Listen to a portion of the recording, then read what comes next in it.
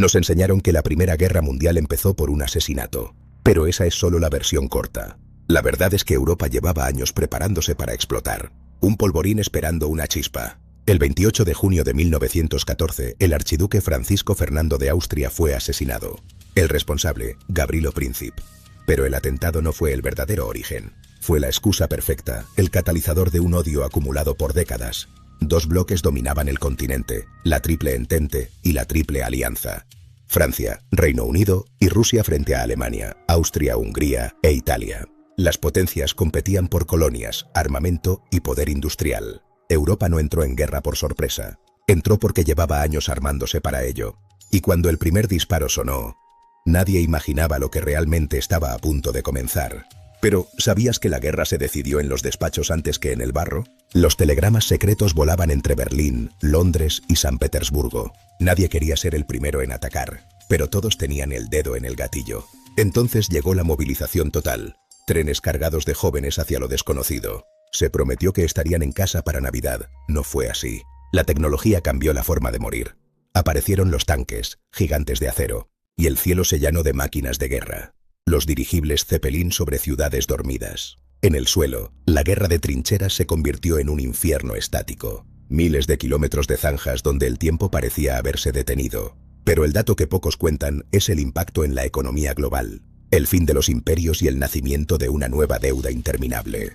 Al final, el Tratado de Versalles no trajo la paz, sino una tregua armada. Una firma que humilló a naciones y sembró las semillas de un conflicto aún mayor. La pregunta queda en el aire. ¿Hemos aprendido realmente la lección? El mundo cambió para siempre, pero el precio fue demasiado alto. La guerra no fue rápida, no fue gloriosa, fue estática. La tecnología avanzó más rápido que la estrategia. Tácticas del siglo XIX contra armas del siglo XX. Por primera vez se usaron armas químicas a gran escala. El gas no distinguía bandos. Quemaba pulmones, cegaba, generaba un pánico que ningún fusil podía detener. Era una guerra moderna, librada con la mentalidad de un mundo que ya no existía. Miles de soldados regresan con traumas severos, pero en aquella época nadie lo entendía. Se les llamaba cobardes. Mientras Europa se desangraba en el barro, otro jugador esperaba su momento en las sombras. La guerra no solo se libró en el frente, se libró en las fábricas. La Gran Guerra movilizó industrias enteras hacia un único fin: la destrucción. Bancos financiaron conflictos a una escala nunca vista. Préstamos de guerra que encadenarían economías durante décadas. No era solo honor, era negocio. Mientras los soldados morían, las empresas multiplicaban sus beneficios. El acero, el carbón y la pólvora se convirtieron en el nuevo oro de Europa. Y en 1917 el equilibrio se rompió. Estados Unidos decidió que ya era hora de entrar en el tablero de juego.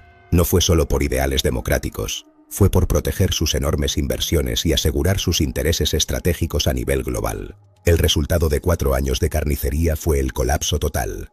Europa quedó irreconocible. Un mundo antiguo estaba muriendo. 4 imperios desaparecieron para siempre: el Imperio Alemán, el Imperio Austrohúngaro, el Imperio Otomano y el Imperio Ruso, todos reducidos a cenizas. Donde antes había imperios, ahora había naciones nuevas, fronteras trazadas con escuadra y cartabón sobre el resentimiento. Pero la paz no trajo estabilidad. El armisticio no fue el final del conflicto, sino una pausa necesaria para tomar aliento. Porque lo que vino después, lo que germinó en ese silencio, fue incluso más peligroso. En 1919, los vencedores se reunieron en París para decidir el futuro de Europa. Alemania fue obligada a aceptar la culpa total del conflicto.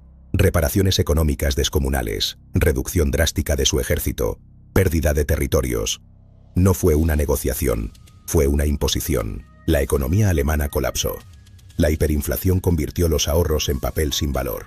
El resentimiento creció. Humillación nacional. Inestabilidad política. La paz no trajo reconciliación. Trajo rabia. Europa quedó fragmentada. Nuevos estados surgieron con fronteras inestables. Minorías étnicas atrapadas en territorios ajenos. Conflictos latentes. El equilibrio era frágil. Demasiado frágil. Muchos líderes creyeron que castigando a Alemania evitarían otra guerra. Pero ocurrió lo contrario. El resentimiento alimentó ideologías extremas. El vacío de poder creó oportunidades. La guerra había terminado. Pero la historia no. La Gran Guerra no solo cambió fronteras, cambió el equilibrio global. Porque mientras Europa intentaba reconstruirse, otras potencias estaban emergiendo. Nuevos intereses, nuevas tensiones, nuevas ambiciones, y lo que vino después, lo que estaba por germinar en ese silencio, redefiniría el siglo entero. La Primera Guerra Mundial no solo destruyó imperios, los borró del mapa. El imperio alemán desapareció, el imperio austrohúngaro se fragmentó, el imperio otomano colapsó, el imperio ruso cayó en revolución. En su lugar nacieron nuevos países, Polonia, Checoslovaquia, Yugoslavia. Pero las fronteras no se trazaron pensando en culturas, sino en intereses políticos, y eso sembró conflictos que durarían décadas. Tras la caída otomana, Reino Unido y Francia dividieron Oriente Medio en zonas de influencia, sin consultar a los pueblos locales. Líneas rectas en el mapa, fronteras artificiales.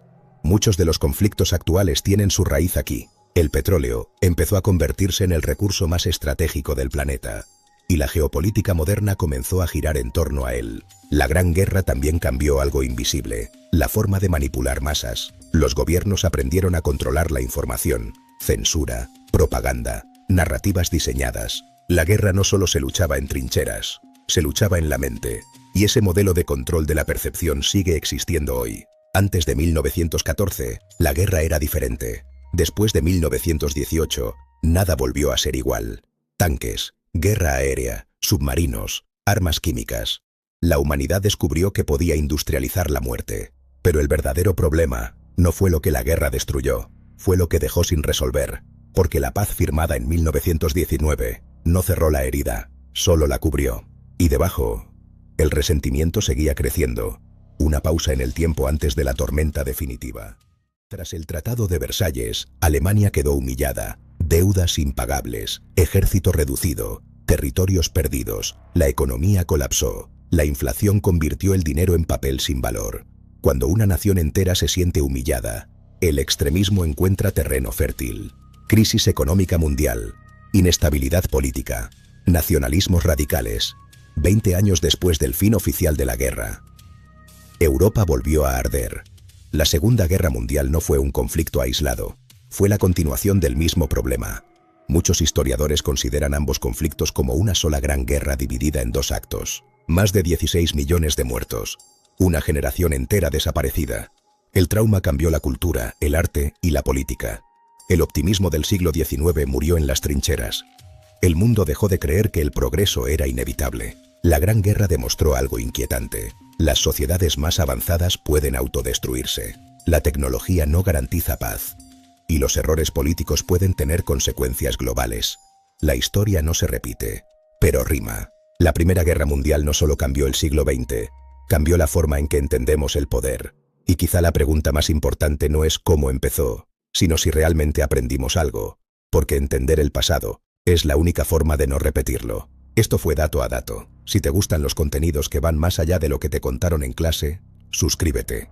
Nos vemos en el próximo viaje a la historia.